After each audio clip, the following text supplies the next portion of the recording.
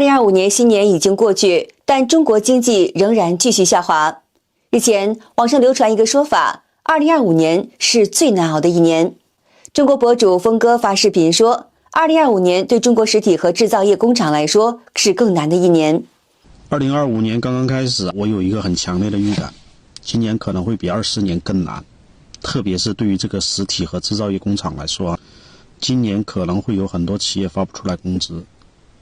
这种情况我预感会在年中，也就是说在6月份会大面积爆发。为啥？市场通缩呗。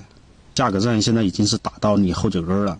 在抖音上面发现，像我们的一些日常用品，现在这个价格真的是低到你难以想象了。我从一个专属尾货的一个朋友那里了解到，最近他们这个行业特别忙，也就是说应该说从去年开始就特别忙，很多企业已经是在几折甩卖他们的库存和生产设备，根本就收不过来。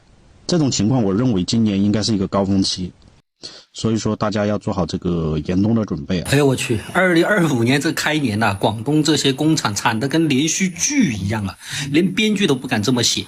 那我这个在制造业混了10几年的老油条来唠一唠。这第一幕啊，订单消失数，这客户跑得比外卖小哥还要快。去年说好的长期战略合作，今年开年微信不回，电话不带接的。隔壁老王接了个大单，结果甲方要求先货后款加3年分期。好家伙，这战期长得够我孙子出事了。工厂难做，老板也忍不住发火。现在你们一张开口，一天多少钱？你们知道问我要保底，我问谁要保底去？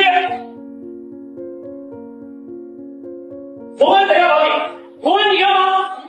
比起已经进工厂的工人，那些到打工大省广东还没有找到工作的人，心里更是着急。带腊肉来广东，吃完了工作都没找到，麻烦了。没得找工地，没得找工地啊，这没得实搞，没得实搞。来广东还没找到工作，盘菜也快花光了，吃饭住宿已经是大问题了，马上就要扛不住了。2025年你们是想做牛还是做马？现在年已经过完了啊，我已经到广州了，很多人都想知道这个2025年找工作到底容不容易啊？今天早上我就带你们去广州临时工市场的现场看一下啊，全都是找工作的，却没有看到工厂来招工。看到这个现场，估计大部分人都慌了。现在不光是工人难找工作，就连大学生们也是继续面临就业难、工资低的问题。应届生同学们来成都找工作哈，因为我也是应届生嘛，然后我来成都找工作已经找了2天了。怎么说呢？工资很低，特别低，2700的底薪，算我找的工作里面都算底薪高的了。然后还有的2000的底薪，真的很离谱。咱就说3000多的工资，他还辞退人呢，这都难受，特别难受。在一线大城市深圳这样的高消费的地方，一个月才3800块的工资，这种保安工作也是大家抢着应聘。要4个人，挤了一屋子面试的。我刚从这个后边，这个是南山的科路大厦，就深圳南山的科路大厦，刚从这个楼上下来，总算通过了，一个月3800，还有好多没面试上呢。他可能看我长得帅是怎么着，面试通过了。那个经理也奇怪了，他说要体检，还要指定的医院，因为我是刚体检的，这个体检报告，这是沙井的中西医结合医院的体检报告。上次被别人骗了，上次他们让我去沙井那个体检完了不要我，花了200块钱，我拿到这里应聘吧。我说给他看一下，看要不要。他说指定的医院，这家，你说要不要体检？这是不是骗人的？现在都搞害怕了，兄弟。可能200块钱对别人来说无所谓，你是不是？对企业招聘的人不都无所谓？对应聘的他工资才多少钱了？对我来说，200块钱都要我的命了。在北京开网约车，也面临着高成本、低收入的现状。就一问我才知道，这个车的租金呢，直接把我震惊到了，每个月竟然高达5000多块钱。我就问他，我说你为什么不自己买个车呀？我说你这个租金啊，都够买一辆新车了。他跟我说，私家车不能办理运营资质，万一被抓住了，罚款就是2000到2万呢。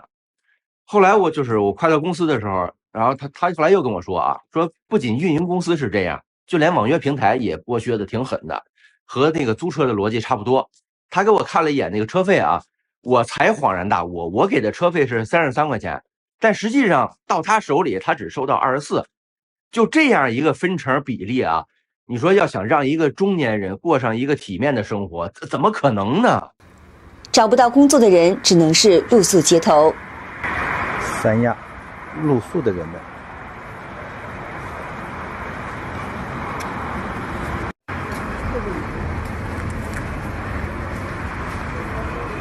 在经济恶化的大环境之下，实体店老板终于绷不住，情绪崩溃了。开家店8年，终于把自己熬成了秃顶。24年，我的同行很多倒闭了。24年呢，我自己也关闭了2家，现在还剩下2家，能不能熬过25年，我不知道。因为家庭、工作、生活各方面的压力，估计我头发差不多掉光了。饮食作息、工作压力、痘痘也都起来了。农村养殖业也是一肚子苦水，养殖人太惨了。今年老百姓啊，太不容易了。猪牛羊不值钱，种的地也不值钱。小麦呢，1块23一斤，比去年还便宜，一瓶水还2块钱呢。这可是秋种夏收，经历足足8个月的小麦呀。人到中年，虽说是年富力强，但在当今的社会，中年人却在就业环境中处于弱势。这是一名中年男子的真实心声。就是现在各行各业不好，相当之不好。如果你现在还有一份稳定的工作，一个月能开个3、5千块钱，那你就好好的上班，先把自己的饭碗保住了。因为现在各个行业都处于这种极力的衰退的这种状态，很可怕。但是最可怕的马上还有成千上万的大学生都毕业了。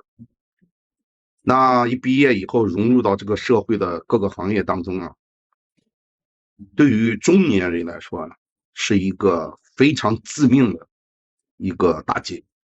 因为年轻人出来以后，他不管钱多钱少，他首先要就业，他包括他的体能也好，包括他的接受能力也好，绝对比中年人要快。哎呀，怎么弄啊？去开滴滴吧，50岁了。哎呀，非常难，非常难，非常难。现在不但中年人面临着失业危机，就连曾经风光一时的老板们也顶不住了。有的人甚至黯然离场。石家庄南三条批发市场估计快顶不住了。今天我在这里待了一整天，说实话，基本上一天都没有几个人。里面开店的老板，说实话，比客户还多。这是消费降级了吗？这根本就是没有消费了。现在这个年代，每个人把口袋捂得都严严实实的。现在做生意，说实话，一天比一天难过。再这样下去，我估计很多人都要快关门了。我在石家庄做这个贷款业务，接触的老板比较多，其中有一个我印象特别深刻，就在南三条市场做批发的一个老板，曾经他有8个店面，可谓是风生水起。如今他的生意早就不做了，说在石家庄，他再也不想回到这个令人伤心的地方了。就连曾经繁华的上海徐汇区，也是有很多店铺关门。一共短短的一条街道，正月15已经过完了，有15家店还关着。我一会儿就要在这儿买一个这个烤鸭，这家店是至今这么多年一直没有变过的。大家看看，不足100米的这个街道，徐汇区15家店关着门，可怕吗？太不可思议了！